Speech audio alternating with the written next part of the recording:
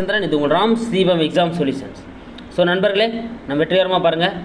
6வது first term முடிச்சுட்டு இல்லைங்களா டெஸ்ட்டு. அந்த ஃபஸ்ட் டேர்மில் வந்து பார்த்தீங்கன்னா நம்ம வரலாறுக்கான புக் பேக் கொஸ்டின்ஸ் தாங்க நம்ம வந்து பார்த்துருந்தோம். இப்போ அதனோட தொடர்ச்சியாக நம்ம பார்க்க போகிறது வந்து பார்த்தீங்கன்னா அழகு 2 மனிதர்களின் பரிணாம வளர்ச்சி. ஓகேங்களா? ஸோ மனிதர்களோட அந்த பரிணாம வளர்ச்சி அப்படின்ற பாடத்தில் இருக்கக்கூடிய அந்த புக் பேக் கொஸ்டின்ஸ் தான் நம்ம வந்து பார்க்க போகிறோம். ஸோ ஒரு சிலர் வந்து பார்த்தீங்கன்னா புக்குக்குள்ளே இருக்கிற அந்த முக்கியமான பாயிண்ட்ஸையும் வந்து சொல்லியிருந்தீங்க.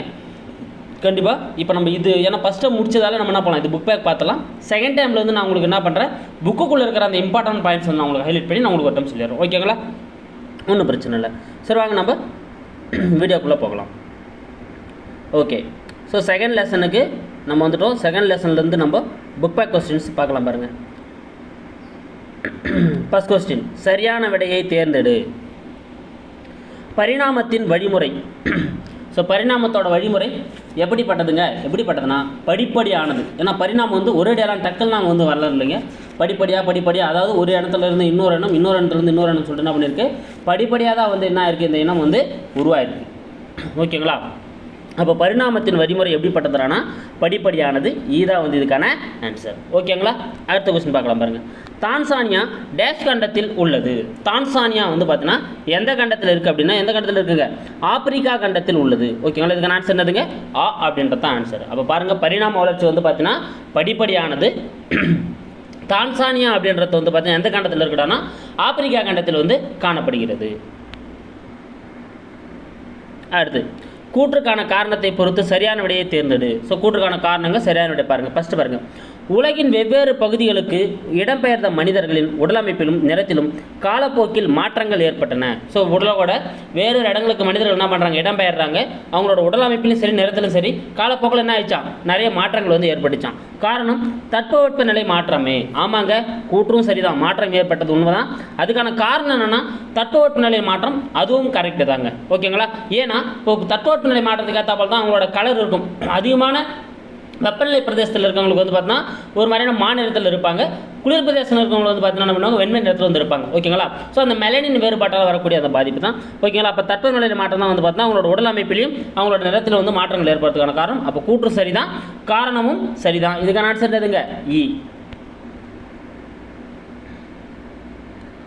அடுத்தது பார்க்கலாம் பாருங்க. அடுத்து, சரியான இணையை கண்டுபிடி. சரியான இணையை கண்டுபிடிக்க போகிறாங்க. ஓகேங்களா? ஸோ ஏன்னா வந்து பாருங்கள், இதில் பொருத்திக்கத்தில் சரியானது எதுன்னு கண்டுபிடிக்க போகிறோம். ஃபஸ்ட்டு பாருங்கள், ஆஸ்ட்ரோலோபித்திகஸ் இரு கால்களால் நடப்பது தவறுங்க. ஓகேங்களா? ஸோ ஆஸ்ட்ரோலோபித்திகஸ் அப்படின்றது இரு கால்களால் நடப்பது அப்படின்றது வந்து தவறு. ஓகேங்களா? அப்போ இதில் எதுப்பா கரெக்டாக இருக்குதுன்னு பார்த்தீங்கன்னா ஹோமோ எரெக்டஸ், அதாவது சிந்திக்கும் மனிதன். ஓகேங்களா? ஹோமோ எரெக்டஸ் தான் வந்து பார்த்தீங்கன்னா முதல்ல சிந்திக்கிற மனிதனாக வந்து உருவானவன். யாருங்க? ஹோமோ எரெக்டஸ் தான் வந்து பார்த்தீங்கன்னா சிந்திக்கும் மனிதன். இது தாங்க வந்து கரெக்டு. ஓகேங்களா? கொஞ்சம் என்ன பண்ண ஆரம்பித்தான், அவன் சிந்திக்கிற நிலைமைக்கு வர ஆரம்பித்தான். இப்போ இருக்கிற மனிதனோட முன்னாள் நிலை ஹோமோ எரெக்டஸ். ஸோ அவங்க வந்து எங்கே இருந்தாங்க, இந்த ஆப்பிரிக்கா போன்ற இடங்களில் வந்து இருந்தவங்க. இவங்க தான் வந்து முதல்ல வந்து சிந்திக்க ஆரம்பித்தாங்க. ஓகேங்களா? அப்போ ஹோமோ எரெக்டஸ் அப்படின்றது வந்து பார்த்தீங்கன்னா சிந்திக்கும் மனிதன். இது தாங்க வந்து இங்கே என்னவாக இருக்குது, கரெக்டாக இருக்குது. ஓகேங்களா? சரி. அடுத்து, ஹோமோ ஹெபிலிஸ் நிமிர்ந்து நின்ற மனிதன். இதுவும் தவறுங்க. ஓகேங்களா? ஏன்னா நிமிர்ந்து நின்ற மனிதன் யாருன்னா ஹோமோ எரெக்டஸ் தான் வந்து பார்த்தீங்கன்னா நிமிர்ந்து நின்ற அந்த மனிதன். அடுத்து, ஹோமோசேப்பியன்ஸ் முகத்தின் முன்பக்க நீட்சி குறைந்தது. ஸோ யாருக்கு வந்து முகத்தோட முன்பக்க நீட்சி கொஞ்சம் கொஞ்சமாக வந்து குறைய ஆரம்பிச்சதுன்னா ஹோமோ ஹெபிலிஸுக்கு தான் வந்து பார்த்தீங்கன்னா அந்த முன்பக்க நீட்சி வந்து குறைஞ்சிருக்கும். ஓகேங்களா? அப்போ வந்து பார்த்தீங்கன்னா இதில் எது கரெக்டாக ஹோமோ எரெக்டஸ். ஓகேங்களா? நீங்கள் புக்கில் பார்க்குறப்ப வந்து பார்த்தீங்கன்னா சுயமாக சிந்திக்கும் மனிதன் சொல்லிட்டு ஹோமோசேப்பியன்ஸ் கொடுத்துருப்பாங்க. ஆனால் அதுக்கு முன்னாலே வந்து பார்த்தீங்கன்னா இந்த ஹோமோ எரெக்டஸ் வந்து பார்த்தீங்கன்னா மூளையை கொஞ்சம் கொஞ்சமாக பயன்படுத்த ஆரம்பிச்சிருப்பாங்க. ஓகேங்களா? ஸோ கற்களை வச்சு நெருப்பு வரைக்கிறது, இந்த மாதிரிலாம் வந்து அவங்க தான் வந்து பயன்படுத்தியிருப்பாங்க. அப்போ முதல்ல சிந்திக்க ஆரம்பிச்சது வந்து பார்த்தா ஹோமோ எரெக்டஸ். இதுதான் வந்து இங்கே கரெக்டாக இருக்குது. அடுத்து, கோடிட்ட இடங்களை நிரப்புக. ஃபஸ்ட்டு பாருங்கள், தான்சானியாவில் காணப்பட்ட தொடக்க கால மனிதர்களின் காலடி தடங்களை டேஷ் உலகின் பார்வைக்கு கொண்டு வந்தார்கள். ஓகேங்களா? பாருங்கள், தான்சானியா அப்படின்றத நம்ம பார்த்தோம், ஆப்பிரிக்கா கண்டத்தில் இருக்கக்கூடிய ஒரு பகுதி தான். அங்கே இருக்கக்கூடிய மனிதனோட காலடி தடங்கள். ஓகேங்களா? அங்கே தான் என்ன பண்ணியிருக்காங்க, பழங்கால மனிதர்கள் வந்து வாழ்ந்திருக்காங்க. அங்கே இருக்கிற அந்த காலடி தடங்களை எது வெளியே கொண்டு வந்துச்சுன்னா அந்த மானுடவியல் ஆய்வாளர்கள். ஓகேங்களா? ஸோ மானுடவியல் ஆய்வாளர்கள். ஸோ ஸோ இவங்க ஆய்வு பண்ணி தான் என்ன பண்ணுறாங்க, அந்த இடத்த வந்து அதை வெளியே கொண்டு வராங்க. ஓகேங்களா? அப்போ இதுக்கான ஆன்சர் என்னதுங்க, மானுடவியல் ஆய்வாளர்களால் வந்து வெளியே கொண்டு வரப்பட்டது. அடுத்து, பல மில்லியன் ஆண்டுகளுக்கு முன்னால் நம் முன்னோர்கள் டேஷ் வாழ்க்கை வாழ்ந்தார்கள். ஸோ என்ன வாழ்க்கை வாழ்கிறாங்க, நாடோடி வாழ்க்கை தாங்க வாழ்ந்தாங்க. ஏன்னா வந்து இவங்களுக்கு வந்து ஒரு குறிப்பிட்ட இடம் கிடைக்கல. அதுக்கப்புறம் தான் என்ன பண்ணாங்க, எங்கே நீர் கிடைக்குதோ, எங்கே பாதுகாப்பாக வாழக்கூடிய சூழ்நிலைகள் ஏற்படுதோ அந்த இடத்த அவங்க படிப்படியாக வந்து தங்க ஆரம்பிக்கிறாங்க. அதுக்கு முன்னே அவர்கள் என்ன பண்ணுறாங்க, அவங்க நாடோடியாக தான் வந்து வாழ்ந்துட்டு இருந்தாங்க. அடுத்து, பழங்கால மனிதர்களின் முதன்மை தொழில்கள் டேஷ் மற்றும் டேஷ் ஆகும். ஸோ பழங்கால மனிதர்களோட முதன்மையான தொழில்னா என்னென்னா வேட்டையாடுறதாங்க. ஃபஸ்ட்டு அவங்களுக்கு உணவு தான். ஓகேங்களா? ஸோ முதன்மையான தொழில் வந்து பார்த்தீங்கன்னா வேட்டையாடுதல். அதுக்கப்புறம் தான் என்ன பண்ணுறது, உணவை சேமித்தல். ஸோ வேட்டையாடி கிடைக்கிற அந்த உணவை என்ன பண்ணுவாங்க, சேமித்து வைக்கணும். ஓகேங்களா? அப்போ முதன்மையான தொழில்கள் வேட்டையாடுதல் மற்றும் உணவு சேமித்தல். டேஷ் கண்டுபிடிக்கப்பட்ட பிறகு நிகழ்வு விவசாயத்தை எளிதாக்கியது. ஸோ எதுங்க, கலப்பை. ஓகேங்களா? அப்புறம் என்ன பண்ணுறாங்க, கலப்பையை கண்டுபிடிக்கிறாங்க. கலப்பை கண்டுபிடிக்கப்பட்டதான் வந்து பார்த்தீங்கன்னா அவங்க விவசாயம் இன்னும் கொஞ்சம் எளிமையாக மாறுது. ஏன்னா மண் அவங்க என்ன பண்ணுறாங்க, பதப்படுத்தி அதுக்கப்புறம் பண்ணுறதுனால இன்னும் எளிமையாக வந்து மாறுது. அடுத்து பாருங்கள், பாறை ஓவியங்கள் நீலகிரி மாவட்டத்தில் உள்ள டேஷ் என்னும் இடத்தில் காணப்படுகின்றன. ஸோ எங்கே இருக்குங்க பாறை ஓவியங்கள் வந்து நீலகிரி மாவட்டத்தில் எந்த இடத்துல இருக்குன்னா கரிக்கையூர். ஓகேங்களா? ஸோ கரிக்கையூர் அப்படின்ற இடத்துல தான் வந்து பார்த்தீங்கன்னா இந்த பாறை ஓவியங்கள் வந்து நீலகிரி மாவட்டத்தில் வந்து காணப்படக்கூடியதாக இருக்கும். ஓகேங்களா? ஸோ பாருங்கள், நம்ம இதிலும் சரியான இடத்தை தேர்ந்தெடுக்க பார்த்தோம், கூற்று காரணம் பார்த்தோம், சரியான இணையை பார்த்தோம், கோடிட்ட இடங்கள் பார்த்துட்டோம். இப்போ இதனோட தொடர்ச்சியாக பார்க்க போகிறது சரியா தவறா. நாணயங்களை ஆராய்வதற்கான துறை மானுடவியல் ஆகும். தவறுங்க.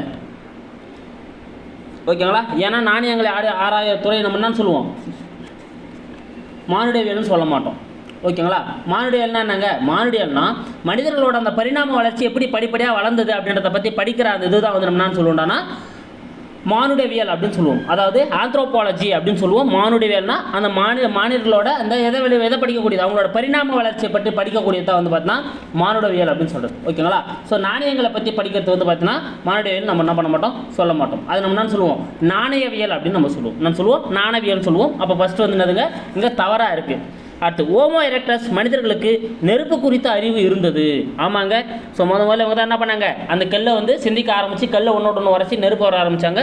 ஸோ ஹோமோ எரெக்டஸ் மனிதர்களுக்கு வந்து நெருப்பு குறித்த அறிவு இருந்தது. சரிதான். மனிதர்கள் முதல் அறிவியல் கண்டுபிடிப்பு சக்கரமாகும். ஆமாங்க. மனிதன் வந்து முதல்ல என்ன பண்ணுறான், சக்கரத்தை கண்டுபிடிக்கிறான். அதாவது மலை மேலே வந்து உருண்டு வர ஒரு கற்கள் என்ன ஆகுது, உருண்டு வரத்தை பார்த்து அவனுக்கு வந்து அப்போ வட்டமாக இருக்கிற பொருள் உருண்டதை வச்சு என்ன பண்ணுறான், அவன் சக்கரத்தை வந்து கண்டுபிடிக்கிறான். ஓகேங்களா? அப்போ அதுவும் சரிதான். மனிதர்களால் முதலில் பழக்கப்படுத்தப்பட்ட விலங்கு ஆடு. தவறுங்க. ஓகேங்களா? எதுங்க, நாய் தான் வந்து முதல்ல அவங்களால பழக்கப்படுத்துகிறாங்க. பார்த்தோம் இல்லையா? ஸோ அவங்க குகைகளில் தங்கி இருக்கிறப்போ அவங்களுக்கு வந்து பாதுகாப்புக்காகவும் ஏன்னா ஒரு ஆபத்தான விலங்குகள் அவங்கள நெருங்குறப்போ அது வந்து முன்னெச்சரிக்கையாக சொல்லக்கூடிய இதுவாக வந்து நாய் வந்து பயன்படுத்துகிறாங்க. அப்போ முதல்ல அவங்க வந்து பயன்படுத்திய பழக்கப்படுத்தப்பட்ட விலங்கு எதுன்னு பார்த்தீங்கன்னா நாய் அப்படின்றது தான் சரியான ஆன்சர். அடுத்து பார்க்கலாம் பாருங்கள், ஓரிரு வார்த்தைகளில் விடையளி.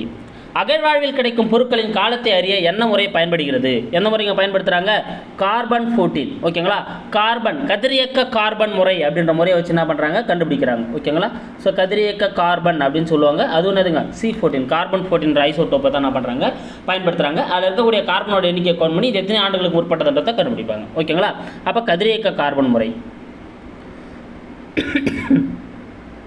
அடுத்த கொஸ்டின் பாருங்கள், தொடக்க கால மனிதர்கள் எதை அணிந்தார்கள்? ஸோ தொடக்க கால மனிதர்கள் எதை அணிந்தாங்க? ஸோ விலங்கு தோள்கள், அப்புறம் இலைகள், அப்புறம் மரப்பட்டைகள், மரக்கிளைகள், மரப்பட்டைகள் இதெல்லாம் தான் வந்து என்ன பண்ணாங்க, அவங்க வந்து அணிஞ்சுட்டு இருந்தாங்க. ஓகேங்களா? பாருங்கள், பழங்கால மனிதர்கள் எதாவது அணிஞ்சாங்க, விலங்கு தோள்கள், இலைகள், மரக்கிளைகள், மரப்பட்டைகள். தொடக்க கால மனிதர்கள் எங்கு வாழ்ந்தார்கள்? ஓகேங்களா? குகைகள். எங்கே வாழ்கிறாங்க, தொடக்க கால மனிதர்கள் எங்கே வாழ்கிறாங்கன்னா இந்த பாறைகளோட இடுக்குகளையும் குகைகளில் தான் வந்து பார்த்தீங்கன்னா அவங்க வந்து அதிகமாக வந்து வாழ்ந்தாங்க. தொடக்க கால மனிதர்கள் வாழ்ந்த இடம் வந்து பார்த்தீங்கன்னா குகைகள். நிலத்தை உழுவதற்கு எந்த விலங்கு பயன்படுத்தப்பட்டது? எந்த விலங்கு பயன்படுத்துகிறாங்க, எருது. ஓகேங்களா? ஸோ நிலத்தை உழுவதற்கு எந்த விலங்கு பயன்படுத்துகிறாங்க, எருது தான் வந்து இவங்க வந்து பயன்படுத்தியிருந்தாங்க. மனிதர்கள் எப்போது ஒரே இடத்தில் குடியேற தொடங்கினர்? எப்போனா வந்து பார்த்தீங்கன்னா அவங்க விவசாயத்தை ஸ்டார்ட் பண்ணப்போ தாங்க. விவசாயத்தை எப்போ ஸ்டார்ட் பண்ணுறாங்க, நீர்வளம் அவங்களுக்கு கிடைக்கிறப்போ. நீர்வளம் எங்கே கிடைக்கும், ஆற்றங்கரையில் கிடைக்கும். ஓகேங்களா? அப்போ பாருங்கள், இது ஒன்றோடு ஒன்று தொடர்புடையது. அப்போ ஆற்றங்கரை அவங்களுக்கு கிடைச்ச உடனே அங்கேருந்து அவங்களுக்கு நீர்ப்பாசன வசதி கிடைக்குது. நீர்ப்பாசனம் கிடைச்ச உடனே அவங்க என்ன பண்ணுறாங்க, விவசாயம் செய்ய ஆரம்பிக்கிறாங்க. விவசாயம் செய்ய ஆரம்பிச்சோன்னா அவங்களுக்கு உணவுப் பொருள் கிடைக்க ஆரம்பிக்குது. அதனால் அதே இடத்துல அவங்க தங்க ஆரம்பிக்கிறாங்க. ஓகேங்களா? அப்போது அவங்க நீர்நிலைகளும் விவசாயமும் ஸ்டார்ட் பண்ணதுக்கப்புறம் தான் வந்து ஒரே இடத்துல தங்குறப்ப வந்து அது முன்னாடி என்ன பண்ணுறாங்க, அவங்க நாடோடியாக தான் வந்து அவங்க வாழ்ந்துட்டுருக்காங்க. ஸோ கீழ்காணும் வினாக்களுக்கு விடையளி. பரிணாமம் என்றால் என்ன?